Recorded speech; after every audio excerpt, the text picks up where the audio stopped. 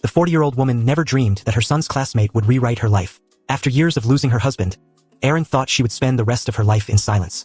But when the handsome Roy appeared in front of him, he suddenly had a different throbbing. Chun Feng's emotions for many years were quietly awakened. Ailing seemed to have forgotten the age between them. It was so strange that Roy called his name. She was also enthusiastically invited to stay for dinner until Roy and her son walked into the room. She was relieved and her fluctuating emotions finally eased a little. However, once the gears of fate turned, they would not stop easily. When Erin went to greet the two of them for dinner, she accidentally heard Roy's praise for herself. Erin was so happy that a warm current suddenly surged in her heart, because no one could praise her like this since her husband passed away, and Roy's words were all the truth. It was like a bombshell that completely destroyed her psychological defense. The next day, Erin went shopping alone and accidentally saw the lonely demon doctor. She couldn't help but come forward and greet her. She only realized that she had realized. Roy was struggling with her crush on her crush.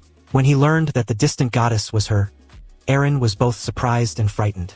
The age gap of 20 years old and her son's classmate were all shackles in front of him. But Roy's fiery eyes were like a fire. Eileen's heart gradually melted and made her start to shake her feelings. However, accidents always come inadvertently. That day, my son just returned home and saw Roy, who was in the living room. He immediately asked a question, but Roy explained that he was here to get the things.